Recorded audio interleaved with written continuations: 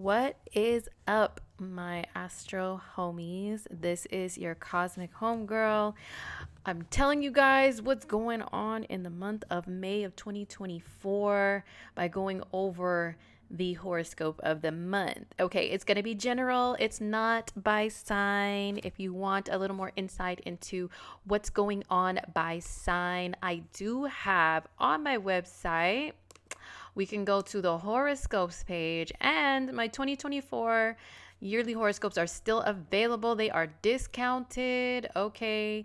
So just go on indigomoonAstrology.com to the horoscopes page, and you will find these that go over all the eclipses, all the Mercury retrogrades, the best times of year, your seasons for love and money, and other great transits that will be covered in detail.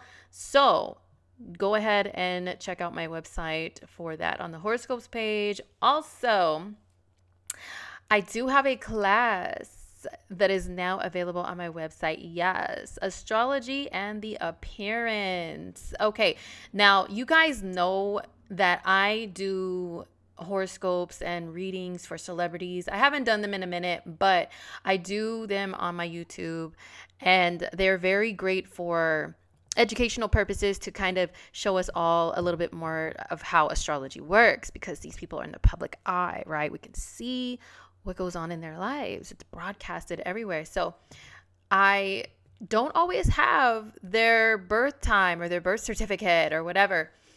I know someone left a little shady comment asking me to look for Selena's birth certificate of why she's an Aquarius rising. And I'm just like, listen, do your own research, number one. Number two, I have my own ways of determining a likely ascendant for a person. And one of them is by their appearance. There's certain quirks that we have, nuances that we have, but also physical features that we have that show up within our natal charts and by certain planetary placements, as well as sun signs that everybody knows your sun sign, but there's a lot more to it.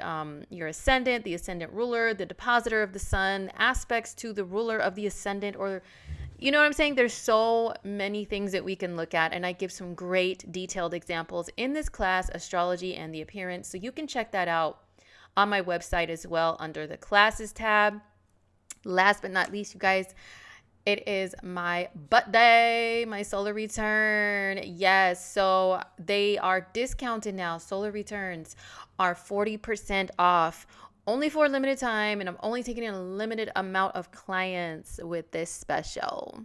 Okay, because it's your girl's birthday. So I am definitely preparing for my new year, and definitely looking at my solar return chart to see what does this year look like. It really starts trickling in like 30 days before your actual birth date, the date of your solar return exactly, is what I find. You start easing into it and stepping into it. You definitely notice on the day of your solar return, which can be the day before, the day of, or the day after your quote unquote birthday, you do feel it a lot more, right? You do step into a new energy. And then as the year goes on, you really start to notice how this chart plays out. It's like so crazy. So it's scarily accurate. Sometimes I'm like, wow. Like, even as an astrologer who's been doing this for well over a decade, like 15 years or so now, I still get amazed every year at my solar return. Yes, I do. Yes, ma'am. Yes, sir. So I want to help you guys out. So for a limited time, limited amount of clients, they are discounted at 40% off in honor of my birthday. So go check them out on the readings page of indigomoonAstrology.com and come see me about that. One last thing about my class, Astrology and the Appearance. Once you order this class, make sure you email me, and I will be able to have your email address to send you the PDF that goes along with this class. It has all the slides of the class, and all the information that I provide is right there in those slides. When I recorded the class, it was during a Mercury retrograde, I believe, and most of the slides were not working. So a lot of the visuals we're a little off, okay? But I will send you the visuals gladly once you order the class. Just shoot me an email. Just go to the contact page, and your girl will hook you up, okay? All right. So after those announcements are over, let's go ahead and get into what the month of May is going to look like. Now, I do have the 30th of April up here because this is the day that Mars changes signs, right? This is when Mars, it's what is going on? Mars, it's all crammed right here. Oh my gosh, of course. Let's skip ahead an hour and see what that does. But Mars goes into Aries on the 30th of April. Here we go. Here he is. 0 degrees of Aries. He enters in the month of April on the 30th, and he stays there until June 9th. So Mars stepping into his home sign of Aries. Oh my God. First of all, how are you guys doing with the aftermath of that eclipse? I went over the eclipse last month with you guys. I hope it was helpful. I didn't go over it by sign, but just in general, what it could have been bringing to us. And yes, indeed, we did experience some things, right? It was conjoined to Chiron in Aries. We still have Mercury that is moving forward after April 25th and out of his shadow period, not until like mid-April, mid-May, like the 13th is it out of shadow period. But it's going to continue to conjoin Chiron and get back to that eclipse point, which was 19 of Aries. So Mercury's going to hit that eclipse point of 19 Aries. Eventually Mars will do so as well. That's going to be not until we get to the end of May. So like around May 27th, Mars will hit that degree, May 26th, 27th. So once we get there, oops, not eclipses. Here we go. Once we get there, we're going to see some themes that were brought up with the eclipse in Aries start like maybe bubble to the surface once again. Conjunctions to Chiron. Chiron, we call it the wounded healer. It's the nickname for it or whatever. But what it rules is like a soft spot for us. It's sensitive. It rules, yes, pain and suffering and all of that, physically, emotionally, whatever, but also getting insight and knowledge into how to heal oneself or how to help others to heal from pain. So the topic of pain, whether it's on the lighter or the darker side, the good or the bad side, may come up again even this month in May because of planets still hitting that Chiron in Aries, okay? And going back to the eclipse point. So hopefully now with planets that are moving forward over this Chiron and over the eclipse point, it is a symbol of going forward, right? Of like, for example, with that eclipse conjoined to Chiron, it was my 6th house of health and illnesses and sickness. And indeed, the day of the motherfucking eclipse in Aries, at the hour, I was in the ER once again for an ongoing issue that's been bothering me. And I was there once again. And going forward, hopefully there's more answers to things. Hopefully I can finally get into a specialist. There's a long wait for stuff like that. So hopefully once planets are moving forward over this Chiron, then that's when I can get into a specialist, get more answers, get more opportunities to figure out how to heal said health issue. And I've noticed a lot of other people were announcing health issues around that eclipse because of this Chiron. I don't want anybody to get scared and think gloom and doom is destined and guaranteed with Chiron in the mix with anything else in the sky right now. It's not always the case. Like I said, it's maybe awareness and attention to some issue that you may have with your mental or physical health or emotional health as well, that helps you to cure it and to manage it and maintain it, or not suppress it down, but we don't want to suppress, then it's just going to fester and get ugly. But you know what I mean, like how to actually cure and heal the issue. It can help with that. So yeah, moving forward with that. So that the aftermath of the eclipse is still lingering, you guys, in the month of May. I just wanted to bring that to your attention before I really dive in with date order of all the other transits of May. Okay. But yes, Mars, his big ass head is in Aries for the whole month until the beginning of June, till the second week of June. What does this mean? He's in his home sign. So your homegirl's gonna give you the light and the dark, the good and the bad, like I always do as someone who is very Libra dominant. Okay. Okay. Now, Mars in Aries in his home sign. What this is excellent for is Mars is go-getter energy. Look at the symbol. It's a circle with an arrow. That arrow points in the direction of a goal or of something that it is in pursuit of, or even someone, you know what I mean? And it just flies forward after it, head first, not even fully knowing what the outcome could be of flying head first into some shit, but still goes in that direction.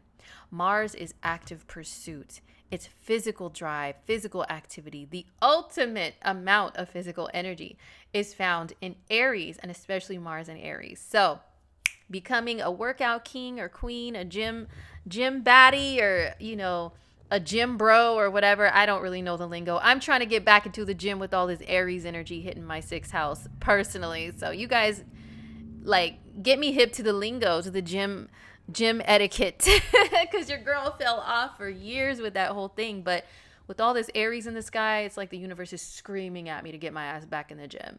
So this for everyone is felt on some level, a physical drive. It doesn't have to be getting back into the gym. It's just motivation in general to just take action right away and not procrastinate, because Mars was in lazy ass Pisces. Oh my gosh, forever it seems. Mars stays in a sign for about a month and a half, as long as he's not retrograde. And with the Pisces and Taurus in the air, that can have us a little more relaxed. I know I say lazy. You guys know my colorful language by now. I clown and I joke and whatever, and I am sarcastic. Okay, so no one get offended. I'm a Taurus and a Pisces, both. So when I say lazy, I still have my lazy moments. Okay, so this isn't just like targeting people. But no, seriously, that energy was a lot more stagnant and just wanting to chill and relax. And that's cool and all, but there's some shit we've got to get done. We've got to clean up the aftermath of the eclipses, right? So Mars finally stepping into Aries is dope for just, yeah, being motivated, being active. And it is going to be conjoined to Neptune still very closely for maybe like within the first week that it's within Aries, in the sign of Aries, it'll be conjoined to Neptune. So there may still be an air of ho hum, I'm easily tired, I'm easily burnt out. You may have a lot of physical energy, and then boom, bam, you're tired, like extra tired, like extreme ups and downs with your energy levels with this Mars and Aries. Things to not do with Mars and Aries: be too pushy and big-headed and impatient, always looking for a fight. You know, those type of activities are just ew. Okay, like coming from someone who has like all the relaxed energy in the world, okay, in the universe, not all of it, but a big dose of it, I say ew. To just running headfirst into conflict, it's not cool, right? You know, but Mars and Aries can help us to defend ourselves and our loved ones if necessary. So if that means there's some conflict, there's some shit popping off and you're defending, oh yeah, this energy is badass for that. It turns you into a badass ninja, you know. But Mars and Aries can make people just fly off the handle just stupidly, you know. For example, I think this is more of a Jupiter-Uranus thing combined with the Aries energy in the sky when this incident happened. But at the end of April, like within the last week of April, when we had that Jupiter-Uranus conjunction, which was exact on April 21st, I don't know if you guys saw the headlines, but this woman got upset at her lash technician for not squeezing her in for an appointment. So she set her car on fire. I really want to know what that woman's chart is. OMG. But that was Mercury retrograde in Aries combined with the Jupiter and Uranus conjunction. Indeed, like just sparking up something is Jupiter and Uranus, but fire and anger and acting impulsively based on that anger and literal fire, that was the Mercury in Aries, and it's retrograde, girl. That's literally backfiring on you, I'm sure.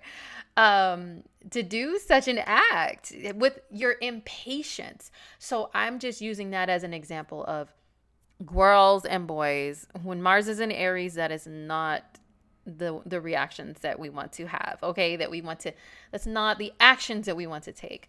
Aries energy can definitely cause that. So, as long as you keep it under control and don't get too bossy and tyrannical and loud and obnoxious and just impulsive, this Mars and Aries energy can have some benefits to all of us, of course.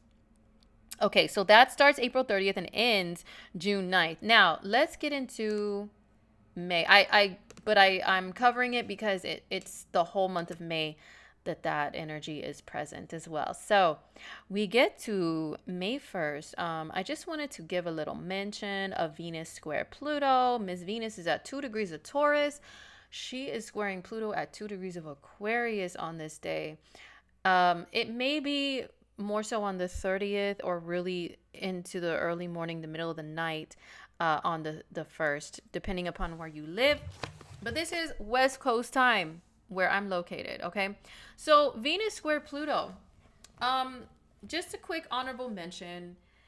This can cause maybe some jealousy, some possessiveness, some femme fatale type of vibes in the sky for a lot of people. Not everybody, and it's not a guarantee 100%. But Venus square Pluto can have us protective over our possessions. And with it being in Taurus, Taurus energy sees even their boo as their possession. Okay, I'm just keeping it all the way real. Do you guys remember that old school movie Class Act with Kid and Play? Not House Party, but Class Act. It's kind of hard to find that movie. But if you've never seen it, oh my God, it's hilarious. The stupid humor is just great in that movie. So many good quotes from it. But anyway, there is this character, I don't remember his name, but he's like a big dumb bully guy, right? And he gets after Kid's character from Kid and Play, and because Kid was talking to the guy's girlfriend, and he was like, I told you to stay out of my shit, and she is my shit. I was like, damn, where's homie's Taurus energy at? Because that's exactly how we think of our significant other. They are a prized possession. Stay away from our shit. Like, no, you can't borrow it. No, you can't look at it. No, you can't touch it. So, sorry. So Venus square Pluto, it's kind of giving that vibe. Okay, so you may want to be aware of that for yourself, and also if you're dealing with any other people. It can bring, on the flip side, on the extreme side, for some people, not everybody, maybe some like stalkerish vibes that are kind of ugly.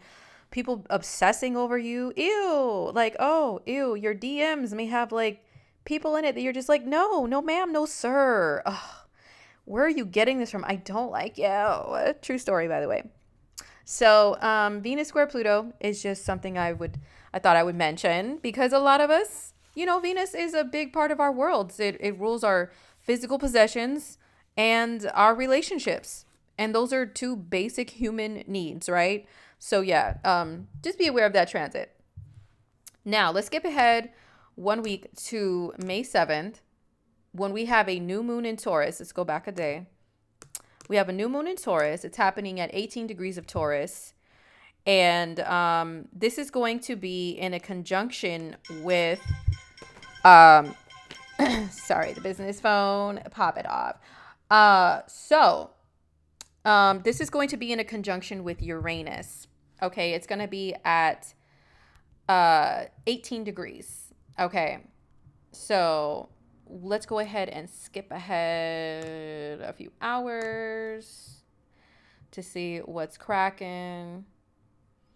Okay, so oh, did I go back?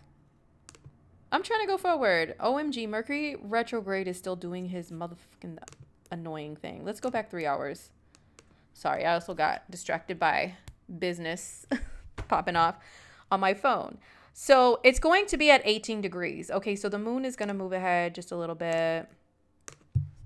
Sorry for being a nerd, you guys. You know I am a sixth houser. Okay, here we go. So it's like right at 18 degrees, like 1802 of Taurus. Here we go. New moon in Taurus. What does this mean? It's going to be in a conjunction with Venus. Kind of a wide conjunction. It's 8 degrees of separation, but a closer conjunction to Uranus and kind of a little bit of a wide conjunction to Jupiter. So depending upon how you see it and how you read it, we may, see the effects of Venus and Jupiter being in the mix, but Uranus especially. So Uranus is expect the unexpected. Right. But Taurus energy is earthy. It is about the expected. It is about routine and dependability and stuff like that. So, it's like a cross between the two. Now, in general, what this can affect for us is Taurus energy deals with your money, your material possessions, once again. So there could be the unexpected surprise that happens in our personal worlds. It has to do with something like that. Now, when it comes to internationally, nationally, or whatever, globally, there can be something that pops off that has to do with money, finances, currency, maybe even cryptocurrency, because Uranus in Taurus brought about cryptocurrency to the masses even more. I mean, it didn't create it, but it brought it more to the forefront on a global scale, because Taurus is money and currency. Uranus is the electronic part of it. Okay, so oh snap.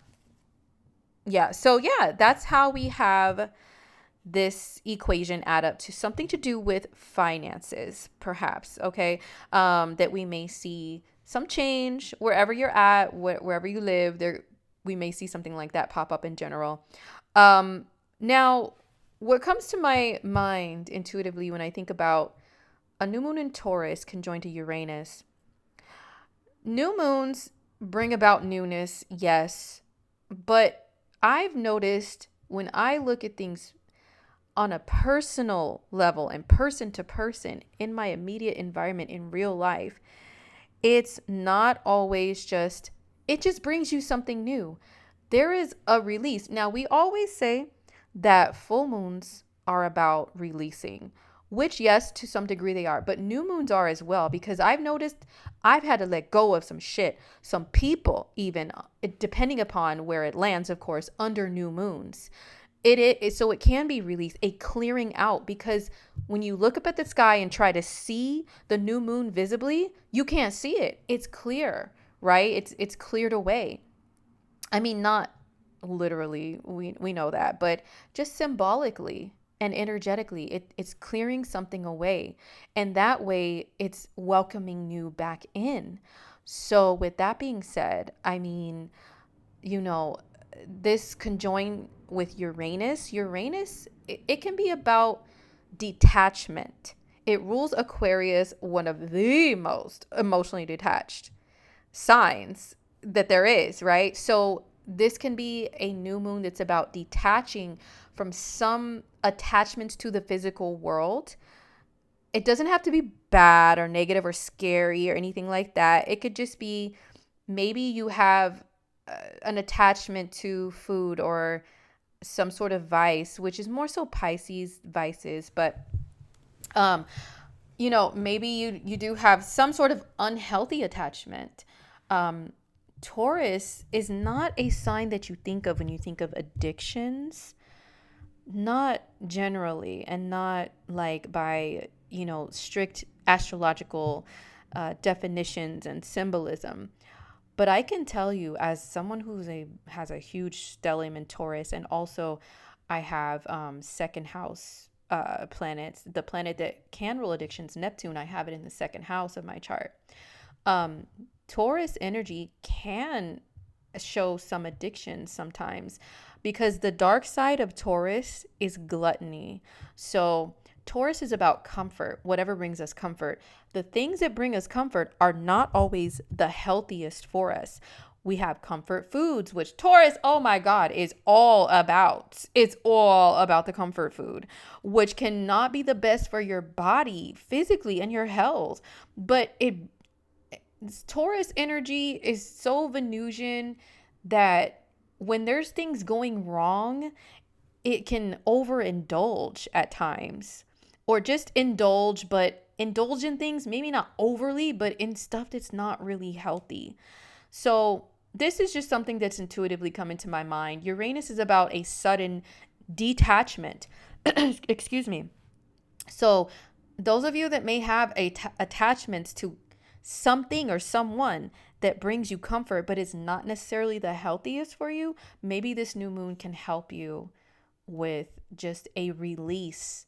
And it can be sudden, which can be uncomfortable, right? But there could be some blessing that of something better that comes along with Venus in the sign of the new moon, with Jupiter also in the sign of the new moon. All right, so that happens on May 7th. Now, we skip ahead to May 13th. And this is when we have a couple of like one wonky transit and one that is like hallelujah and is making things a little more clear.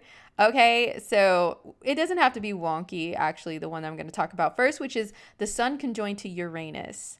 The Sun conjoined to Uranus, it happens on May 13th exactly, but about a week before, it's still creeping on a come up, okay? So the Sun and Uranus together, once again, Taurus is about consistency and, things being the same all the time, and comfort zones that you stay within forever. But Uranus drags you out, zaps you out of it. He doesn't drag you. He just throws you suddenly. And then you're like, metaphorically, you're in the desert, bucket naked, not knowing where you are. You have nothing on you, no possessions.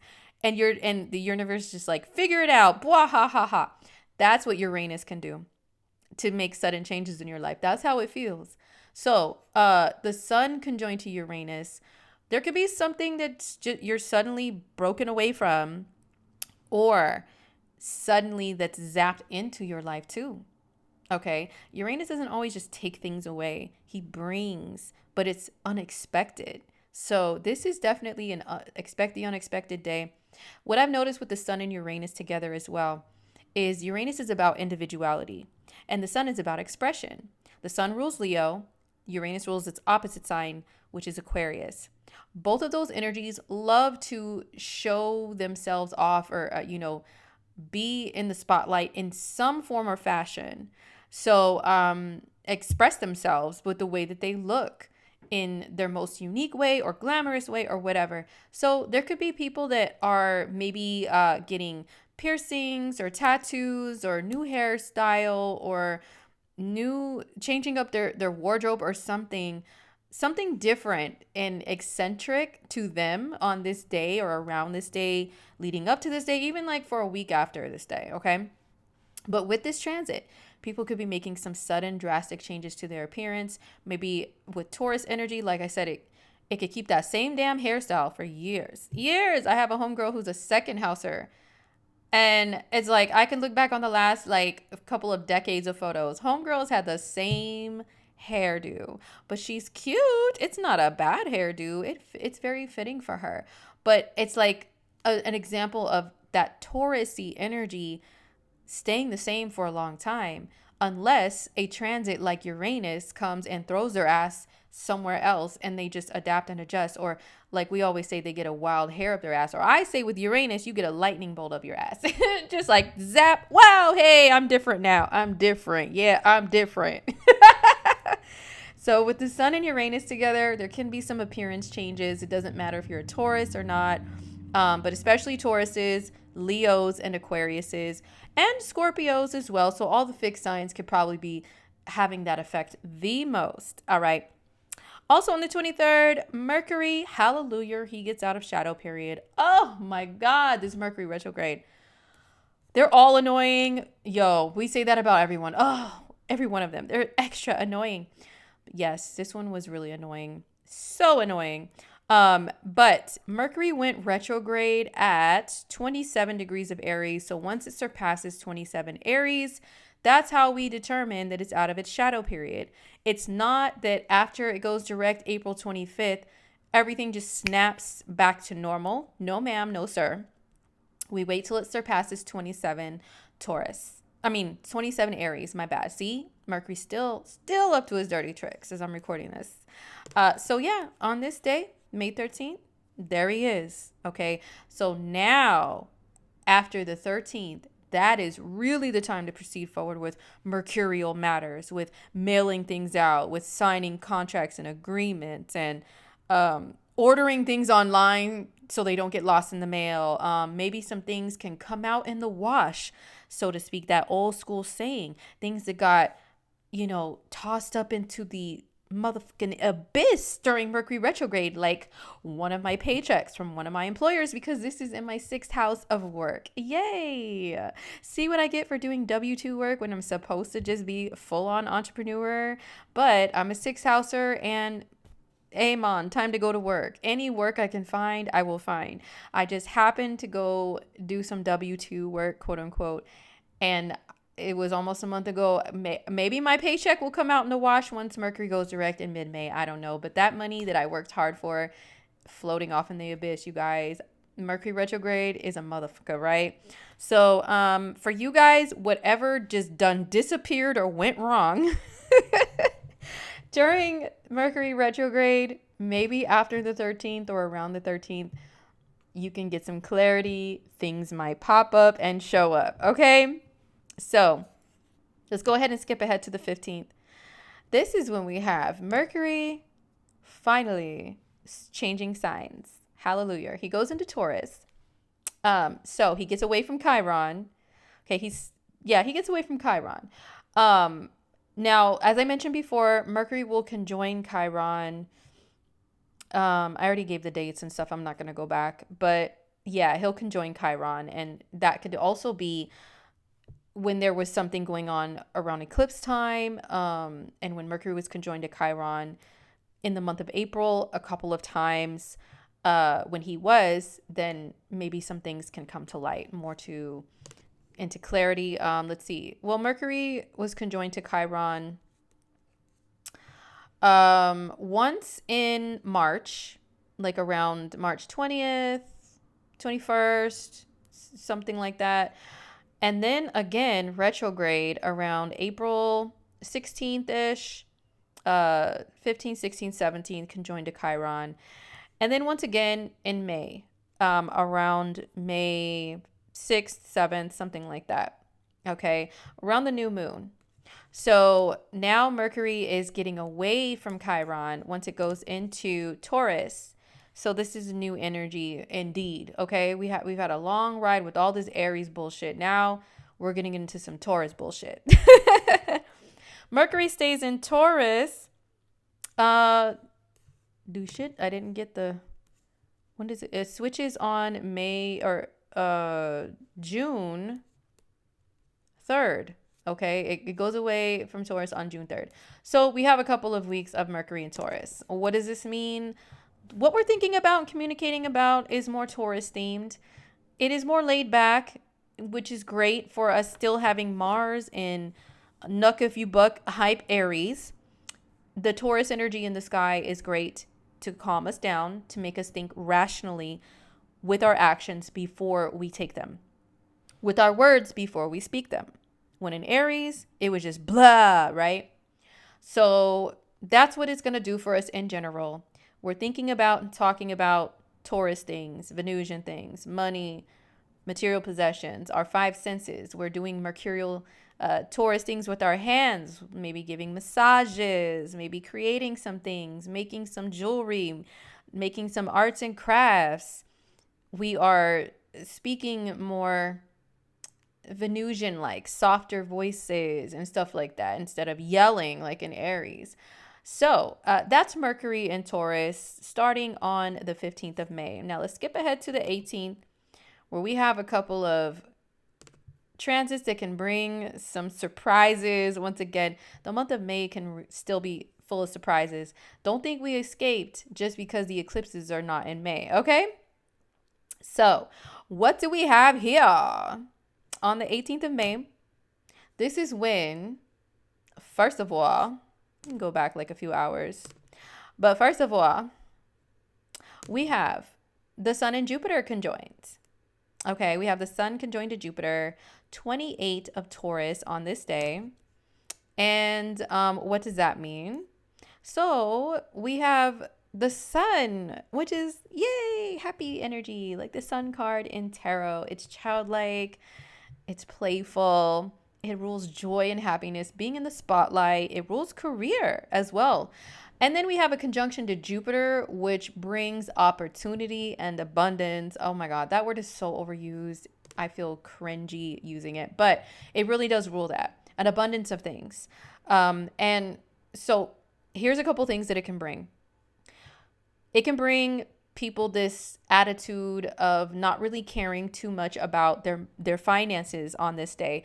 The key prefix with Jupiter involved is over dash anything, over consumption, over spending, over drinking.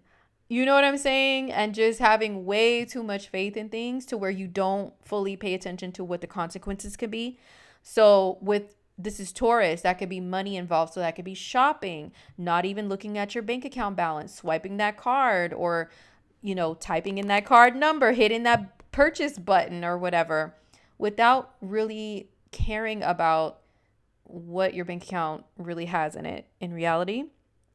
Okay, so treat yourself is a Taurus motto, and Jupiter is encouraging that. Yeah, treat ourselves to the most grand amounts of things, or grand prices of things, values of things. So yeah, it can cause that. And then we have Venus, the ruler of Taurus, in a conjunction with Uranus and Taurus, and Venus is a ruler of the same things Taurus rules: money, possessions, and all that. So this is like another I don't give a energy when it comes to your money and the likes, your finances. So be careful with spending, especially on Saturday, May 18th, when these transits are exact, but leading up to them and trailing off away from this day, this energy is still kind of potent, okay? Especially like a couple days after and before.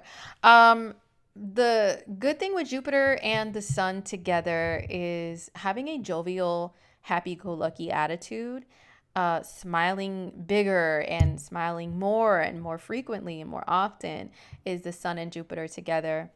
Travel. A lot of people may be in the mood to travel, be more adventurous, even though this is in Taurus.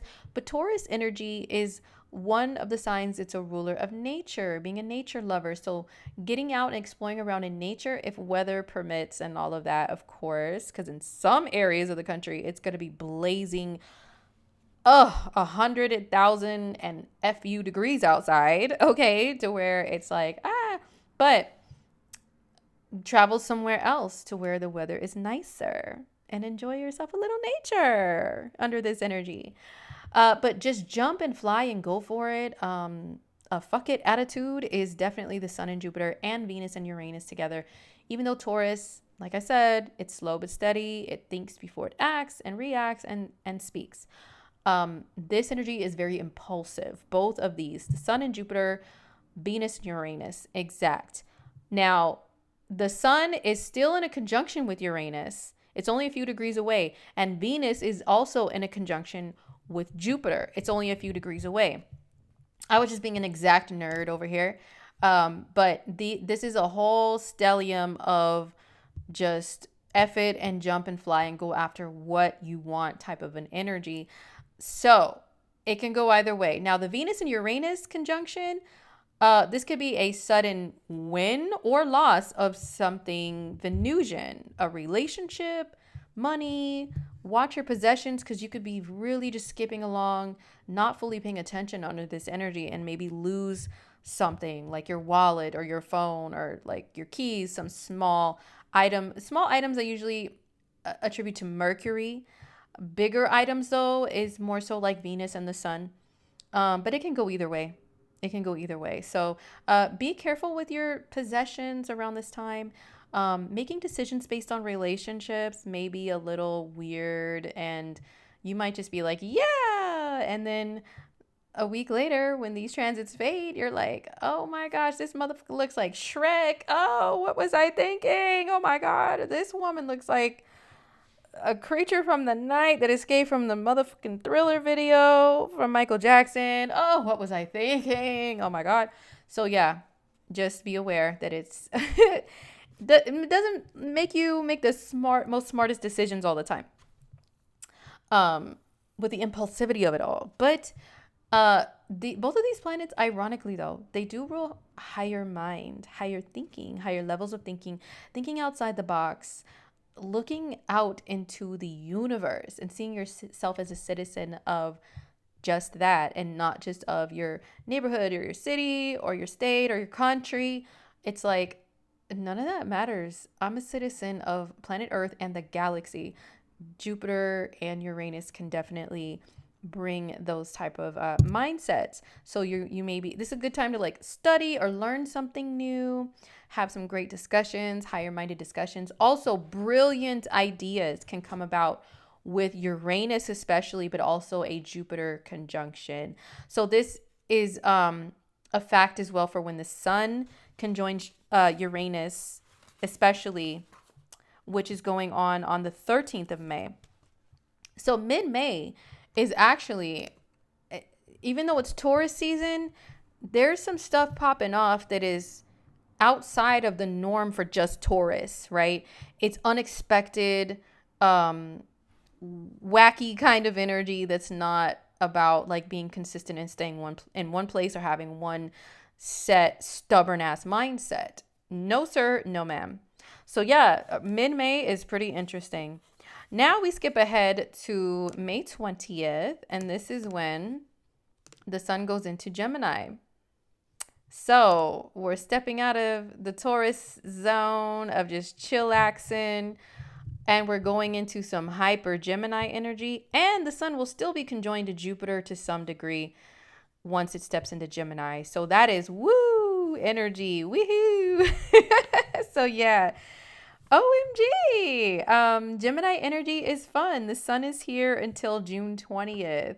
So now it's court jester time. It's Joker time. It's memes flying around. And what? Yeah, no, I'm listening. And then only regurgitating the last couple words that someone said to pretend you're listening. It's that season. Yes. So Gemini season. Oh my gosh, it's time to get silly, fun, childlike for real. And yeah, it's really a fun time. And learning about things too. Remember, the sun and Jupiter is higher learning, and the sun is like expression, and expression in Gemini. Gemini is ruled by Mercury, which rules the mind. So it's all about games and puzzles. Unfortunately, mind games for some people. But getting out and having a good time, or even staying in and having a good time, reading up on things, on fun facts, for example, educating your friends on little things that they didn't know that it's like, I could have gone without knowing this, but you know what I'm saying? Like, thank you, I guess, Gemini. So yeah, it's a fun season. Now the sun in Gemini, it's going to begin to aspect Saturn and Neptune. But I think that's more so once we get to June, because Saturn is 18, Neptune is 29 of Pisces. So that's more in June. So in May, we get more of the fun parts of Gemini where it's standalone. Besides, it makes trines to Pluto. Pluto in Aquarius, a fellow air sign. It makes trines to Pluto. Trines are good aspects. They can open the doors to some bullshit sometimes, but trines to Pluto definitely gives Gemini energy more of this scorpionic flair within the mix of, well, my mind is going all over the place, but it's going towards deep things though. Deep topics and subjects, not just skimming the surface. I might skim the surface actually still with the deep topics and subjects, but still, it's not just silly, goofy facts. It's like, wow, did you know that this serial killer did this? And did you know that this true crime story ended up like this? It could be stuff like that. All right, so that's the sun in Gemini starting on May 20th. Once we get to the 23rd, there's a couple of things popping off, a couple of things going on in the sky. So first of all, oh, here we go. We have Venus exactly conjoining Jupiter, but like I mentioned, this transit was already in effect. It was already in effect, like leading up to it. Venus conjoined to Jupiter exactly, though, is on the 23rd of May. And so, yeah, this is wee energy. It's exciting. It's taking risks and chances on Venusian things, love, money, possessions, indulging, treating yourself, and all of that. Maybe even travel and adventure, exploration, having a really great attitude and just seeing life as everything is awesome, and having a lot of, yeah, like I said, a lot of gratitude is associated with this transit. Now, we also have Venus entering Gemini a little bit later in the day. So Venus joins the Gemini fun and games. I think of the Saw. You want to play a game? Yes, that's Gemini all day on the dark side. But on the lighter side, yes, it is bouncy, flirty, fun. This like, what's it called? Cerebral energy that's more lighthearted, where your thoughts go are more lighthearted. Although Venus is going to be trine Pluto as well.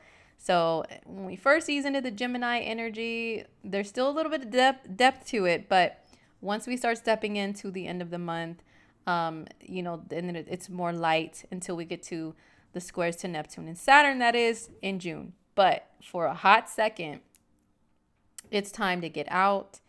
It's time to just talk to any and everyone, if you're comfortable with that, of course, and learn from them. And Venus in Gemini, she loves things like I mentioned before, like games. Like there's these bars, at least where I live in my neck of the woods, that you can go to that have like an outdoor patio.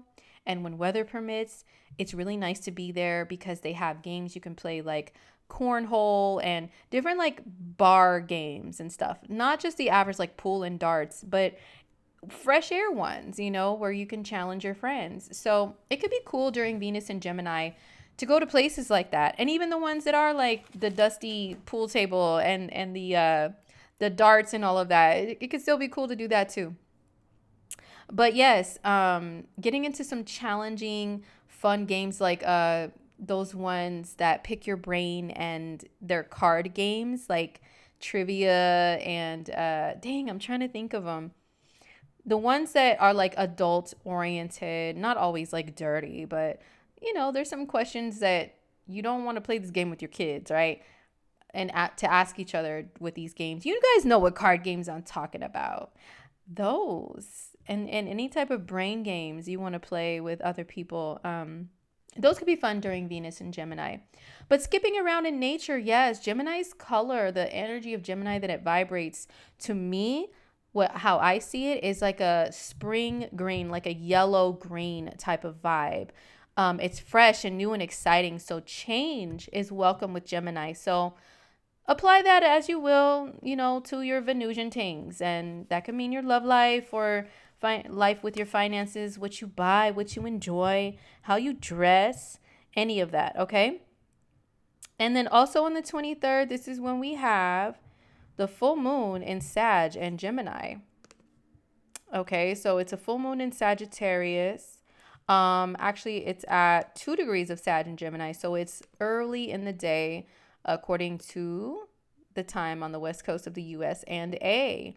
So it is at 2 degrees, right? So this is going to be making, the only aspect I see that really matters in this is there's a conjunction to Venus, which is in a different sign. It's out of its sign conjunction though. But by degree, it's still in conjunction with Venus and Jupiter. And Jupiter is the ruler of the moon in this equation. So that could be some positive energy that's added into this full moon. And also it's making a trine aspect to Pluto, like by degree, 2 degrees. The solar part of it is in Gemini, fellow air sign, but it's making a sextile from the moon because it's fire. So yeah, hello. Oh my gosh, this full moon. What's poppin'? So the Gemini and Sag axis in general has to do with the mind, the way the mind works, what you're thinking about, what you're open to, what your beliefs are. Schooling, travel also is associated with both signs. Gemini is like going around your neighborhood and traveling around. Sagittarius is getting flued out, okay? Further distances. And also the distance that your mind goes. Are you skimming the surface and skipping over details, but still regurgitating words like you really know something and only a couple little fun facts? Or are you deep into research and knowledge? Okay, so what it is for you is going to differ based on where it lands in your chart. But in general, some things with our mindsets can change. All right. And then the trine and sextile to Pluto, there could be some deep topics to come up. Maybe there could be something to do with money and finances. Pluto is a ruler of finances. It's a ruler of passive income. It is associated with just money in general, receiving money from like loans and inheritances and that type of money. Insurance is also Pluto. So protection is Pluto. So there could be a protective and financial element to this full moon. And financial, once again, because there's conjunctions to planets in Taurus, even though the solar part is in Gemini. So something to do with finances can come up with this full moon, no matter where it lands in your chart. But your chart will tell you more specifically how it affects you. Lastly, OMG! One of the stars of the month, Jupiter. He leaves Taurus. Boo-hoo. See you later, Jupiter in Taurus. And he steps into Gemini on Saturday, May 25th. Okay, it looks like it's in the wee hours of the day, according to West Coast time, that Jupiter steps into Gemini. So what does this mean for us? Jupiter steps into a sign once every 12 years. So it's not until 12 years from now that we will see Jupiter in Taurus again. Okay. So Jupiter, it rules the headlines is what I'm finding. OMG, what time does it? No, it's like later in the day that it switches. Not the wee hours of the day. My bad. So it's like the early evening. Could be the late evening, depending upon where you're at. But yeah, it changes into Gemini from Taurus. So bye-bye, Jupiter in Taurus. Hello, Jupiter in Gemini. The last time Jupiter was in Gemini was 12 years ago. So what was that, 2012-ish? Was Jupiter in Gemini the last time. I will make a video about Jupiter in Gemini on its own and just some generalizations of some predictions for it. Well, Jupiter was in Taurus and then in 2012 and then went into Gemini at the end of 2012 and was there in 2013 as well. Okay, so think back to these years. That was the last time it was there, but of course, in the early 2000s, it was in Gemini as well, and so on and so forth. But usually when we're adulting and we think back to last time Jupiter was where it's at when we were adulting, is what matters the most. But hey, I mean, even as a young person, it still highlights some things. So you never know what could be repeated themes. But definitely look back into time. Try to remember what was going on. So 2012, 2013. Where was Jupiter transiting in your chart while it was in Gemini? What was happening?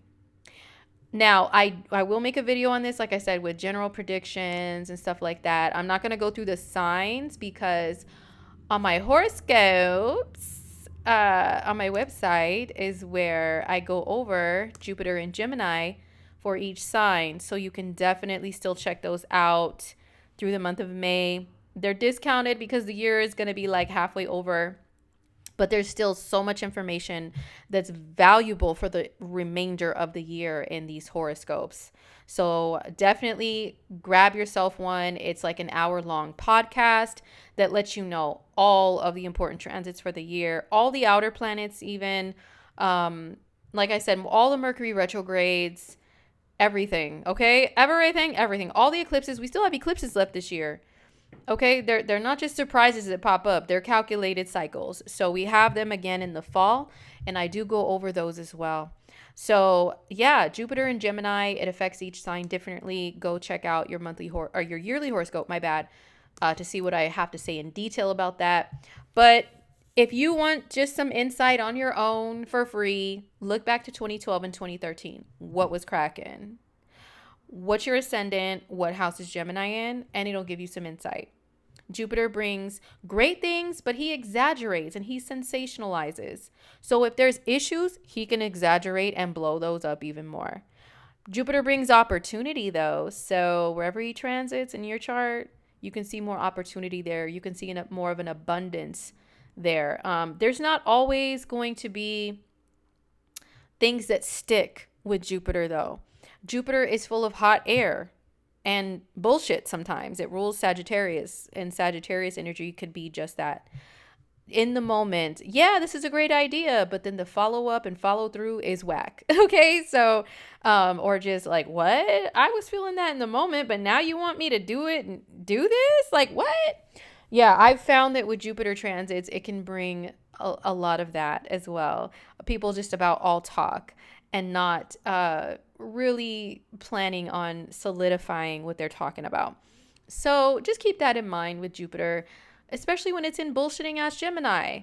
It could be a very fun transit, no doubt. Maybe there could be some fun adventures and travel and experiences, lots more laughter and goofiness and memes and lightheartedness. OMG, I'm looking forward to that with this transit, no doubt.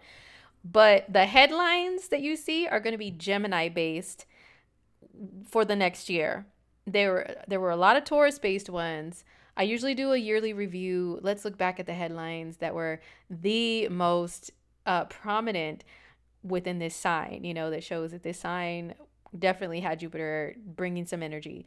I'll see if I have time to do that for the Taurus Jupiter transit, but Jupiter and Gemini should bring some fun. It should bring some headlines that are based on Gemini things, which can be education, short distance travel. There's already starting to be some developments as far as transportation by ground, quick transportation by ground. So we're already easing into this Jupiter and Gemini transit, which is going to lead us into Uranus and Gemini next year. We're going to have a dose of both. Okay, and what we're going to see is changes within planes, trains, and automobiles. That's one of my biggest predictions, because with Pluto and Aquarius, Pluto destroys. Have you noticed a lot of aircraft, airplanes in particular, traveling by air? They've been destroyed or having to be redone, rebuilt, falling apart to be like, hello, this is not safe. Pluto is protective. This is not safe for people to fly. This shit is falling apart. What are we going to do about it? Pluto's going to keep bringing attention to aircraft travel by air over the next 20 years, to where we're going to have to, while your Jupiter in Gemini is going to be introducing more travel by ground as alternative methods people are going to go back to, like trains and other types of ground transportation, maybe even Greyhound buses and stuff like that. Those are going to have improvements. Our roads are going to have improvements to travel by car. There's going to be more developments with just travel that Jupiter and Gemini is going to start to usher in.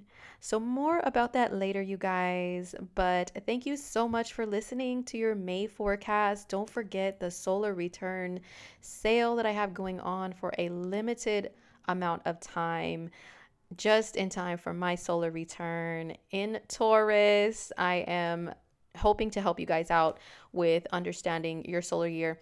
Now, remember, if you were born in the middle of the year or the end of the year, you want to give me your locations for each birthday. Okay, I will be looking, it'll be a little bit different. We can discuss it once you order your reading, but yes, it'll be a minimum of an hour long of me going over your entire solar year, not just the chart of the solar return itself, but also natal chart transits and other charts that I use, other methods to see what's going on, what's ahead. Or if it's your current year you want explained, we can go over that too. Okay, so my website is indigomoonAstrology.com. Links will be in the description area and or the comments, and I will see you guys later. And I hope you guys are surviving out there, taking care of yourselves, and we will talk soon. Peace.